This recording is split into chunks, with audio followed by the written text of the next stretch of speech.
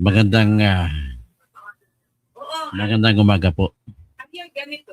Ang ating pong pag-usapan ay itong kakapalan ng mukha ng mga malalaking mama.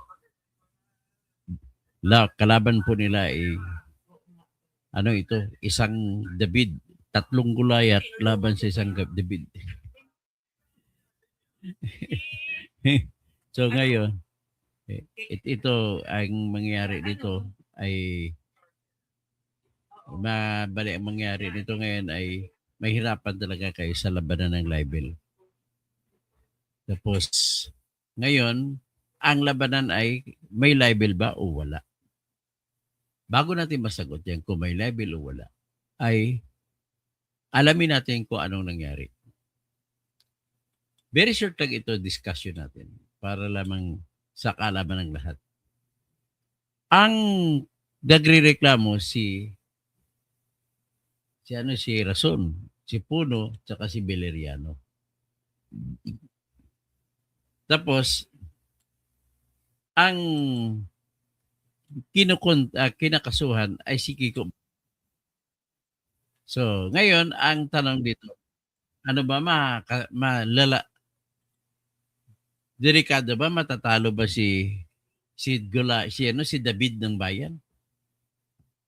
Ang kalaban yung tatlong Goliath. So ngayon ay titingnan natin, analysehin natin. Hindi naman ito sa paramihan ng pera eh. Although, mangingimig talaga yung mga piskal na haharap sa kaso kung mga tatlong mayayaman ang makaso.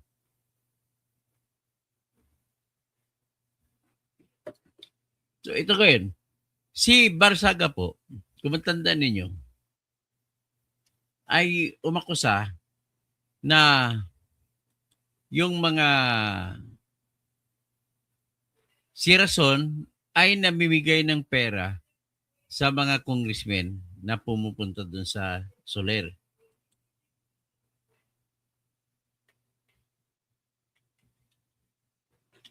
So ang rason daw ay kailangan iboto si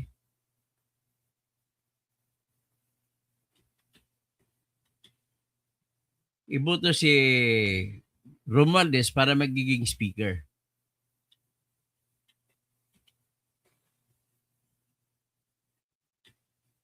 Congressman.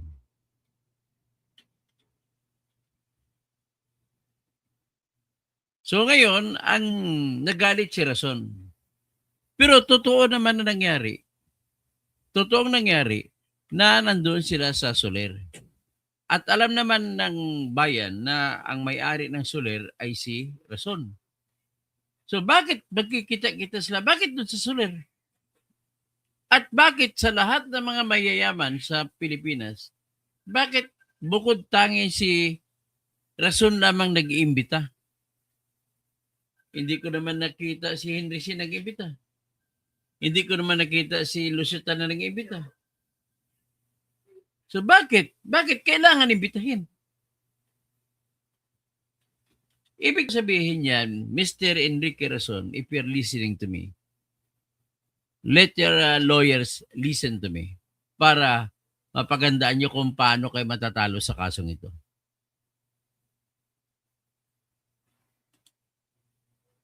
So ito gayon na, ipapakita ko sa inyong mga litrato na nangyari.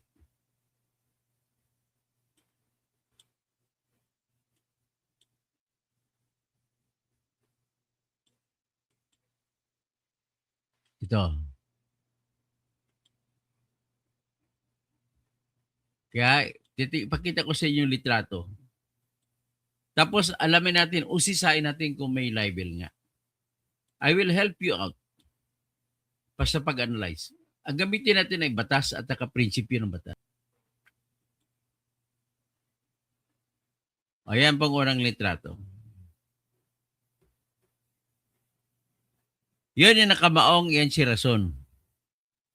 Ang sa kanan niya si Ronnie Puno. Sino ba yung matabang babae dyan? Hindi ko kilala. Tapos sa kaliwa ni Rason ay si Pugi, si Dan Fernandez. At saka lahat po sila ay congressman. Mga NUP members. So, anong ginagawa nila dyan? Okay? So, ang basahin natin ang nakasulat dito. There are no publicly available at Soler Resort. The allegation pala. Pero ito, sa Soler ito. Rare citing Enrique Rason attends o taking of new members ng NUP. Shows Razon at an NUP political event highlighting these ties to the party. Yan. Tapos ito si Enrique Rason.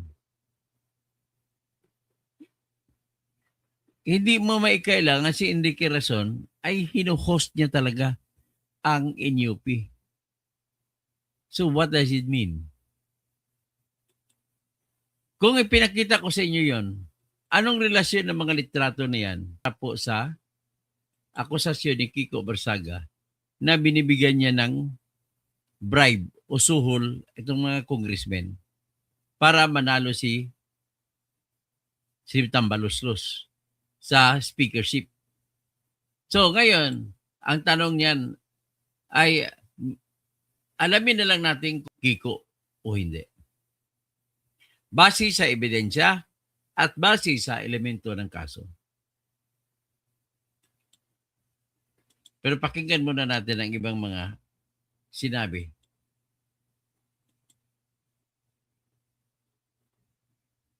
Nahaharap sa ikatlong reklamo ng cyber libel si Cavite Representative Kiko Barzaga. Dahil ito sa akusasyon na sinuhulan umano ang kanyang mga kapwa mambabatas na ipinost pa niya sa social media. Nagbabalik si Mari Ocampo. Naghain ng kasong cyber libel si Manila 2nd District Representative Ronaldo Valeriano laban kay Cavite Representative Francisco Kiko Barzaga. Ito ay kaugnay pa rin sa viral social media post na nag-aakusa sa mga mambabatas ng National Union Party na tumanggap umano ng suhol kapalit ng suportang politikal. Sa kanyang post, iginit ni Barzaga na ang mga kongresista ng NUP ay tumanggap ng suhol mula sa negosyanteng si Enrique Razon sa mga pagtitipon bago ang 2025 elections. Kapalit umano ng pagsuporta kay late Representative Martin Romualdez bilang House Speaker. Kaya ako nag-file ng case to prove na hindi totoo yung sinasabi niya. At siguro... Okay, bisa natin. Anong sabi ni... Itong mga kalaban niya ay 3 Gulayat. 3 Gulayat, 1 David. Ang tanong ko, saan? Bakit ang nipis ng balat nito mga makakapal ang mukha? 3 ito. Si Rolando Valeriano, ang isa sa mga kurakot sa Tondo, distrikto. Ulitin natin sinabi niya. Tingnan natin, analisa natin kung may mananalo siya sa kasong libel niya laban kay Kiko. Valdez bilang House Speaker. Kaya ako nag-file ng case to prove na hindi totoo yung sinasabi niya. At siguro paglabas ng resolusyon ng korte, doon natin malalaman kung sino yung tama at mali. So, mali ang logic mo, Rolando Valeriano.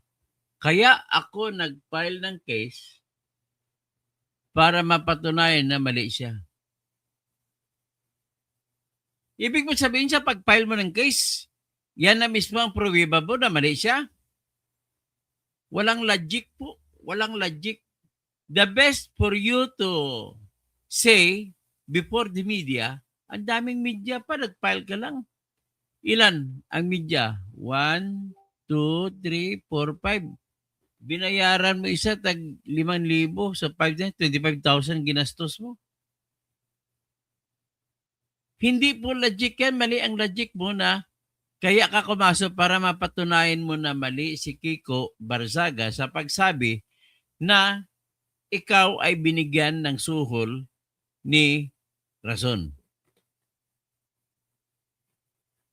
The only way po, lecture, the only way po, sabihin na natin, 4 ang apat ang elemento ng libel na kaso. Sa apat na elemento po, ano yung apat? Tandaan nyo lang po yung DIMP, DIMP. Ang D, yan pong defamatory, nakakasirang salita. Defamatory word. Ano yung I? Yan pong identification, na-identify ang sinisiraan. Ano po yung M? Malice, malisya. Ano po yung P? Publication, na-publish sa internet. Kasi cyber libel. So, tanong, paano ka mananalo laban kay Kiko? O paano si Kiko mananalo laban sa iyo? Okay, sa analysis natin na ito ngayon, walang i-consider natin, hindi na natin makukontra na nasira yung inyong makapal na mukha. Nasira ang makapal nyo na mukha. Nagsinabi ni Kiko na kayo ay binigyan ng suhol ni Enrique Razon para iboto ninyo sa pagka-speaker si Tambaluslos. Alright, so may D na, may D. Identification. Na-identify kayong lahat. Kayong lahat na mga congressmen ng NUP, National Union Party. So na-identify kayo. So pwede natin sabihin na na-identify ka. Although hindi pinangalanan ang pangalan mo na ikaw. Pero sa ganon, delikado ka na dyan. Mananalo si Kiko. Bakit po? Kasi hindi naman pinangalanan ni Kiko kung sino-sino sa National Unity Party ang tumanggap ng suhol galing kay Enrique Razon. So dyan pa lang talo ka na, Mr. Roland Valeriano. Next, ang usapin na publication, na-publish na, okay, conceded na. Pero ang pinakamatinding tanong, may malis ba? Ano pong ibig sabihin ng malis? Sa diretsong salita, alam mo na na mali. Hindi mali. Alam mo na na hindi totoo, pero sinabi mo pa. Sinabi mo pa sa social media. Or alam mo na na hindi totoo, sinabi mo pa. So ano ngayon ang pinaka-issue natin? Kung totoo o hindi ang binigyan siya ng suhol ni Razon. Okay? Next, lagi niyong tandaan. Tanong, sino bang umaakusa dito ngayon sa libel? Si Valeriano, siya nag-umaakusa. So ngayon, may batas tayo na kung sino ang umaakusa ay siya ang may obligasyon magpapatunay ng kanyang akusasyon. Naintindihan niyo ba yan? Sa English pa, he who accuses has the obligation to prove his accusations. Siguro naintindihan niyo ng ibig kong sabihin. Raulanay, naintindihan mo na. Ang ibig pong sabihin ito,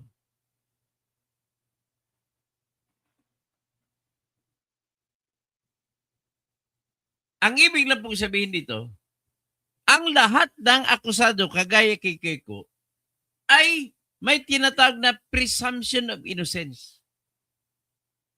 Inosente siya sa unang tingin pag wala pagbibigay ng ebidensya. Ang ibig naman sabihin, kailangan mong tumbahin ang pagiging inosente niya. At meron pa siyang right to remain silent. Dami. Alam mo ba ilin ibig sabihin nun? Ang trabaho ni Valeriano kasi siya mag-akusa yung bakit naging manipis ang kapal ng mukha mo. Obligasyon mo para matalo mo si Kiko ay ganito.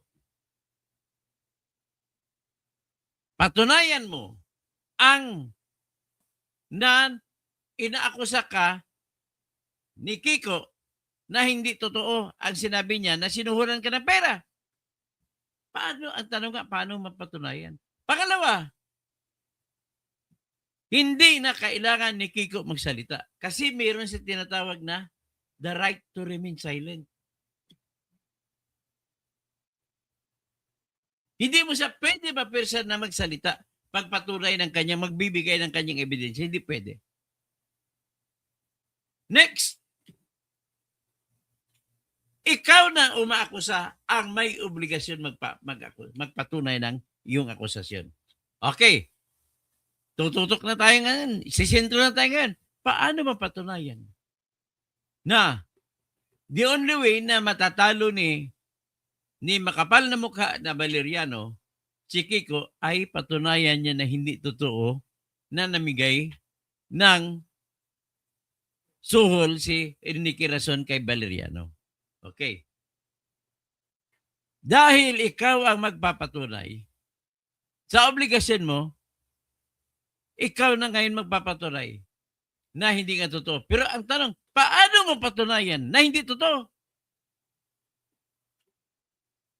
Hindi po pwede sabihin na patunayan ni Kiko. Hindi po pwede. Kasi ang batas natin nagtatapon ng obligasyon sa umakusa. Ikaw ngayon na may obligasyon magpatunay na sinungaling si Kiko. Hindi niya pwede sabihin na totoo siya. Okay lang. Tatahimik lang siya eh. The right to remain silent eh. May karapatan siyang manahimik. Okay? So, ngayon, ang para masagot natin yan, ang tanong kong yan, let us be practical. Paano mo mapatunayan na namigay ng pera na hindi totoo na namigay ng pera si Razon? Big man. Big man. Big man. Big bad man. Big bad man. Bad. Okay. Ganito po yan. Para mapatunayan niya na hindi totoo, ipatawag niya sa korte si Razon. Razon! Meron ka bang CCTV dyan?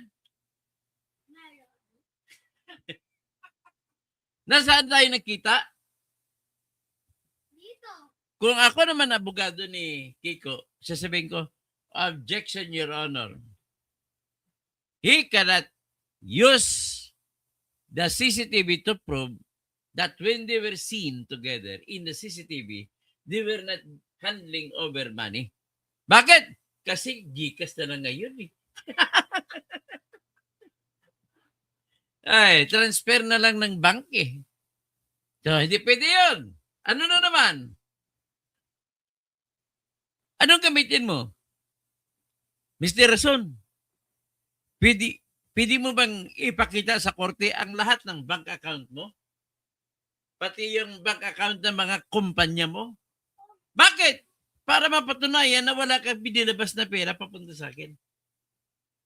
Tanong, papayag mo si Razon? So, hindi ka ba nanalo? Ito naman. Dahil mahirapan ka gagamitin ang ganun para mananalo ka, mag-isip ka ng abogado mo. Hindi. Yung bank account mo na lang ipatunay natin. Tanong, kaya mo ba ilabas ang lahat ng bank account mo sa korte? Tapos pipirma ka ng waiver para usisain ng abogado ni Kiko ang bank account mo? Papayag ka ba? That's the only way na mapapatunayan mo na wala kang tinanggap kay Razon. Kasi kada transaction doon, saan galing to? BDO. Tapos alamin, kung sa video na galing, kung kay, sabihin natin kay Martin Romualdez na galing, hindi mo siya pwede mapabuksan. Hihingi ka ng permiso ngayon kay Martin Romualdez. Nako! So nakita mo na, ang hirap patunayan? Alin? O ngayon, nakita niyo kung paano ka kahirap mapatunayan na manalo kayo kay Kiko Barzaga? Di ba? O ano pa bang ibang paraan na mapapatunayan natin na hindi nga nagbigay ng pera si Razon sa iyo? Sige nga. Hindi mo naman pwede sabihin, oh, yung total ko na pera sa bangko, bago kami magkita ay 100 million. Ngayon, tapos na kami magkita, 100 million pa rin. Hindi. Hindi pwede gamitin yan na katibayan. Bakit? Mahilig pa naman kayo na politiko na hindi i-deposito sa bangko, pera nyo. Saan din i-deposito? Style nyo ngayon, sabi ni Mayor Magalong, bumibili kayo ng condominium at doon nyo nilalagay ang pera. Hindi na nga uso ngayon ang bolt eh. Grabe. Sa flood control nang galing. Hindi kasya sa bolt ang pera ng flood control. Kailangan 1 kwarto ng condominium.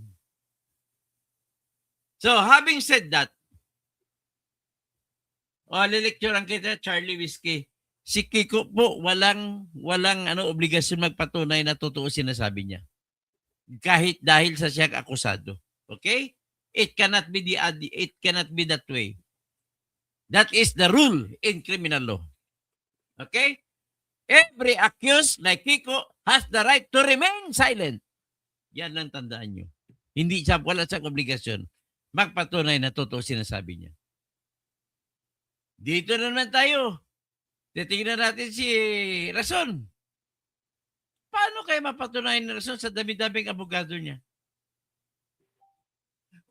Ibig sabihin, alam na natin, settled na tayo. Hindi naman nanalo si Valeriano. Kay Rason na naman tayo. Anong rason kaya ni Rason?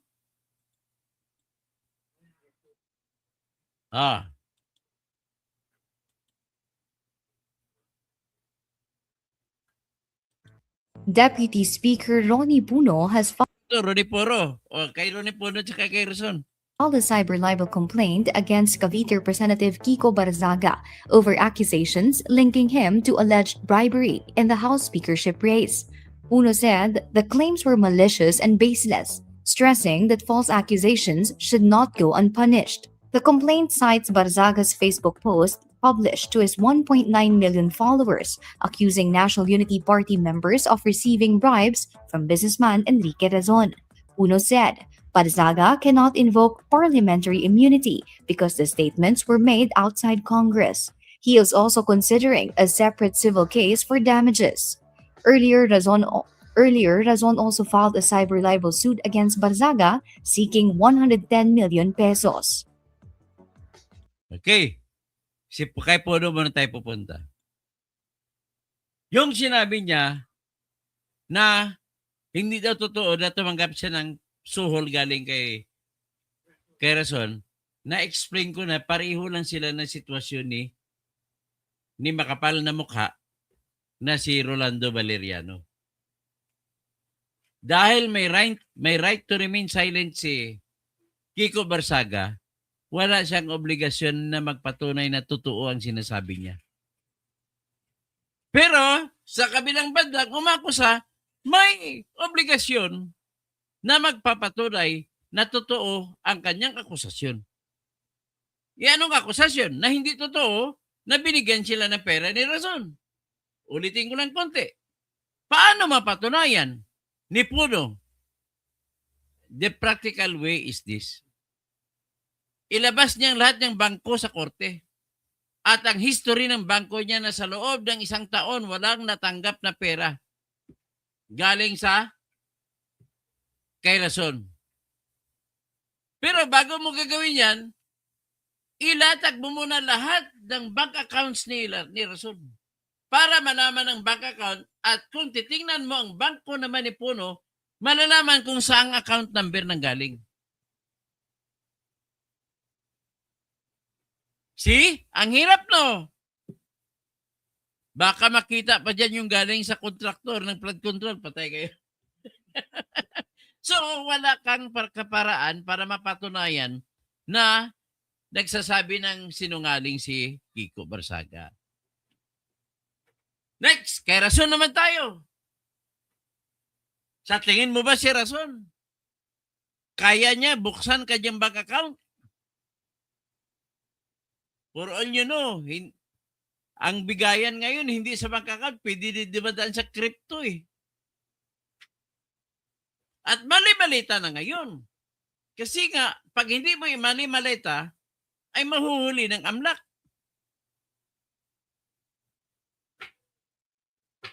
So, wala na ngayon. Yung Bank Secrecy Law, Charlie Whiskey, ay hindi mo pwede magamit na dahilan para sabihin mo, ay hindi ko papatunayan kasi may Bank Secrecy Law. Punyeta ka. Ang karapatan magtago ng bangko ay nasa may-ari ng account. Ikaw may-ari ng account. Umaakusa ka, gusto patunayan na hindi ka nakatanggap. Anong gagawin mo? Ipabuksan mo ba yan? Hindi. Kung hindi mo pabuksan, talo ka na. Ganun po yun mag-analyze. Ang problema kasi ng mga abogado nila, puro abogado de la mesa lang mga yan. Hindi naman yan trial lawyer. Iba po ang laro sa loob ng korte pag mag-trial lawyer.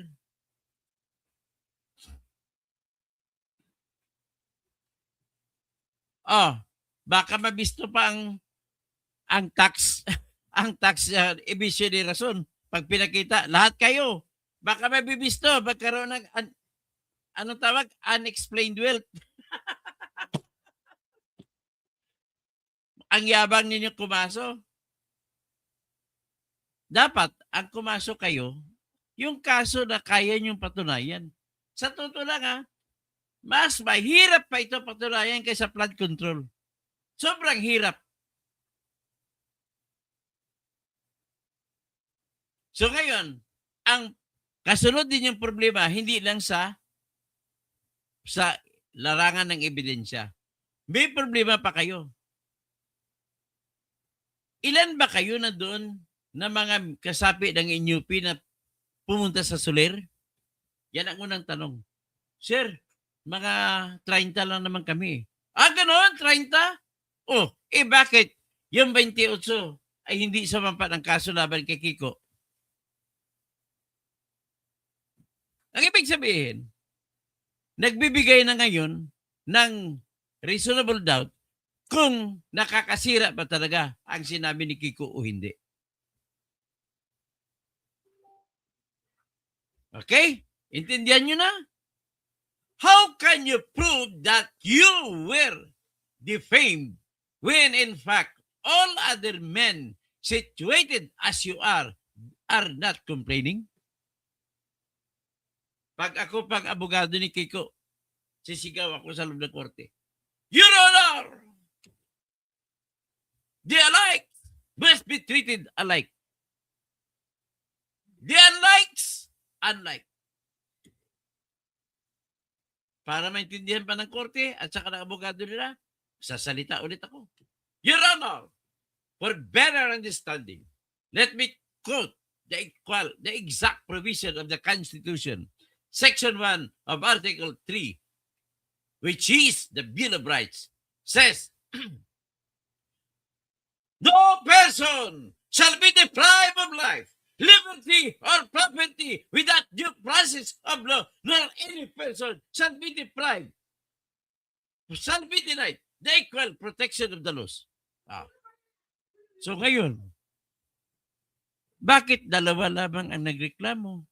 Asa ng iba? Kasi all persons must not be denied the equal protection of the law. Naintindihan nyo na? Charlie Whiskey, ulitin ko na lang sa'yo, Charlie Whiskey, mali yan po sa'yo. Kiko does not need to prove that this accusation is true.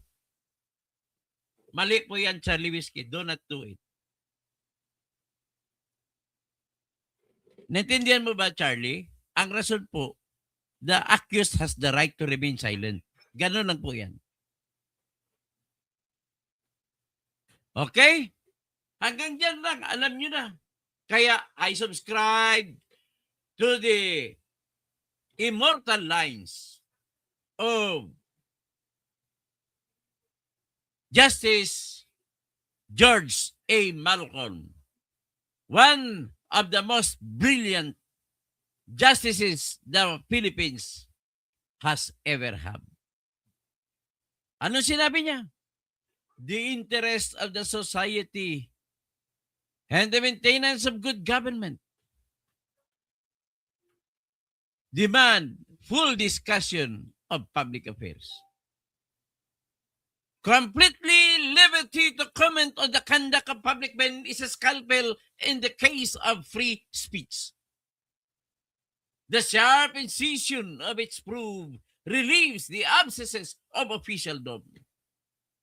Men in public life may suffer under a hostile and unjust accusation, but the wound can be assuaged by the bond of a clear conscience.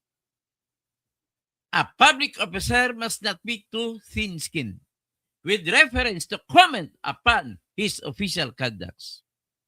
Only thus can the intelligence and the dignity of the individual be exalted.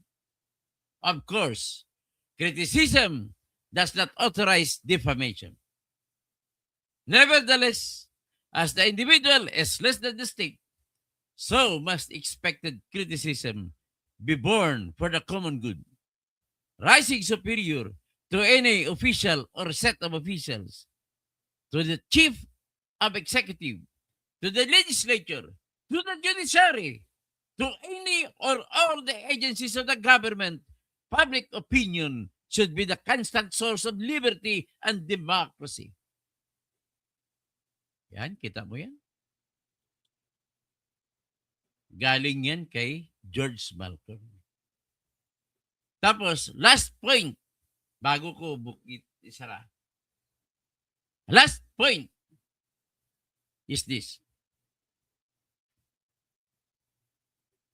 Generally, ang batas ng libel, kung sino naninirang puri, ay automatic na pinipresume na ng malis.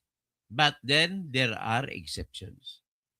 Ang exception po ay kung ang sinagsasabi na nasisirang puri ay public figure o di kaya politician na public officer, hindi mo pwede sabihin na may malisya na kagad.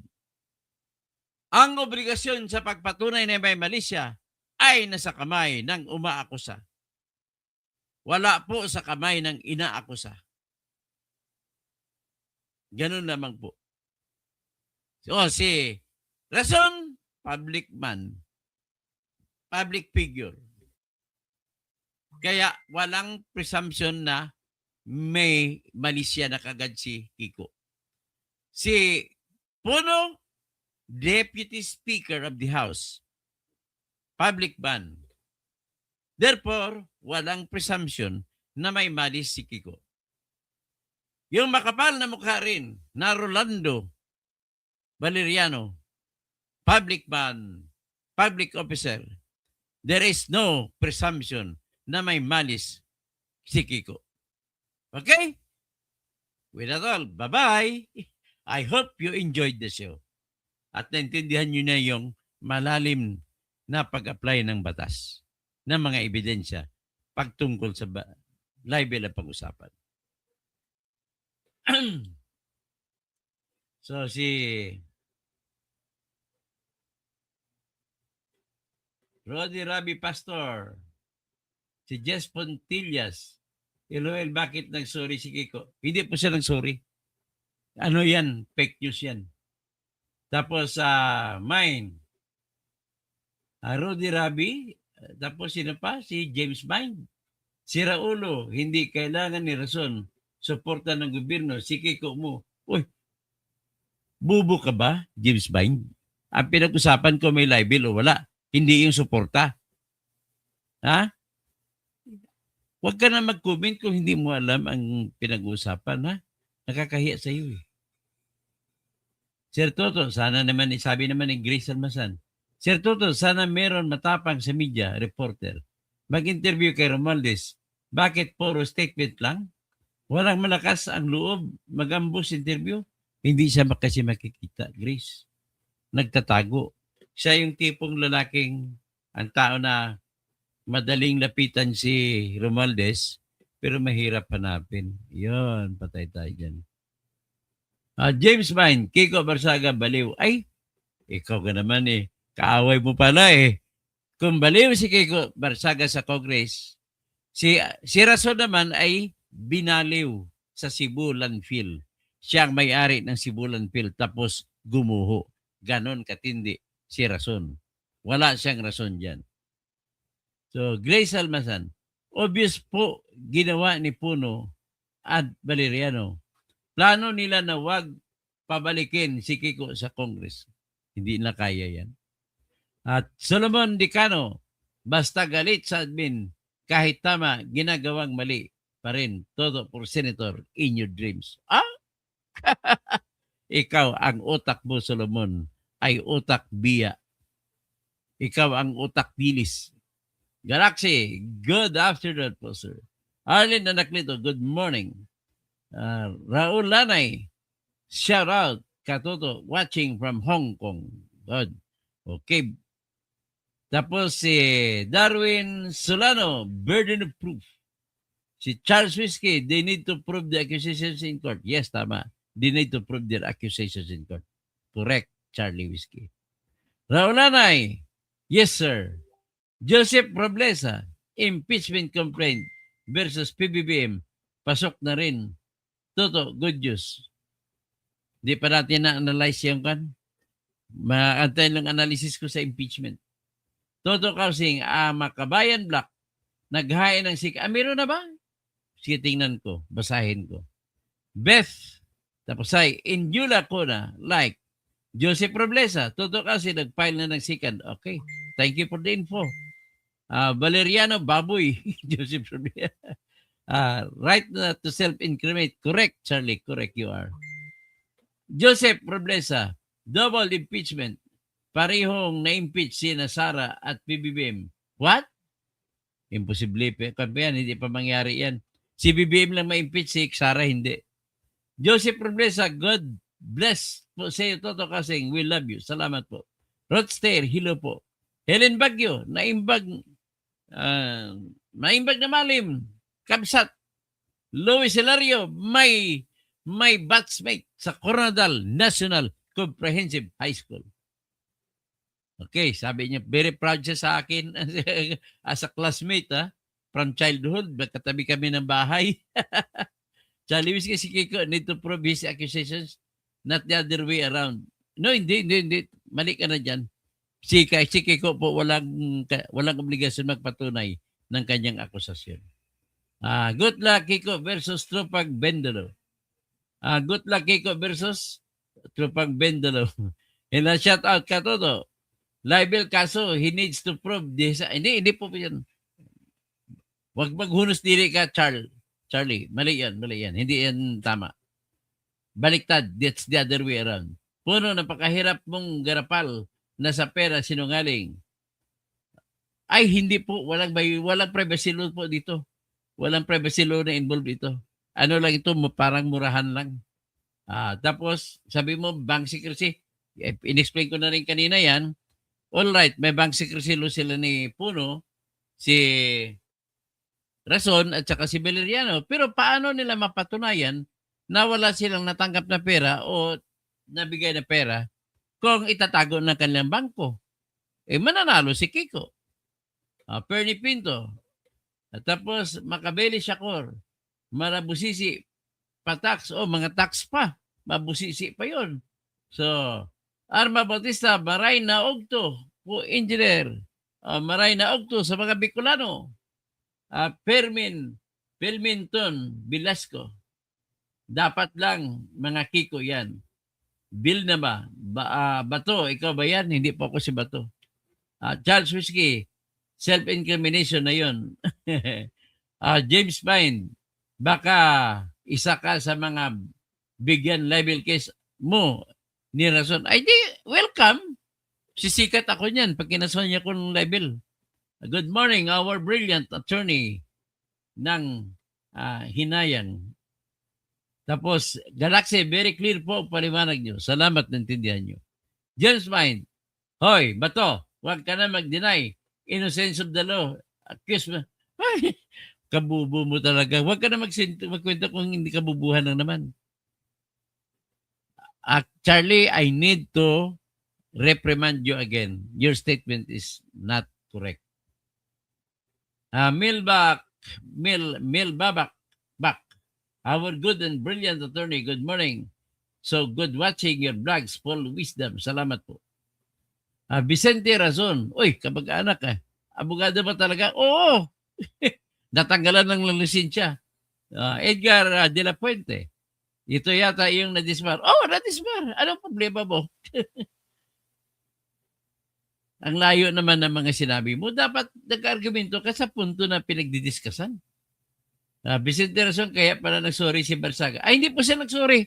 I'm sorry to tell you. He did not say sorry. Hindi naman nanalo ang demonyo. Ikot ang mga yan pag si Inday Sara na ang presidente malapit na. Silence means doesn't prove.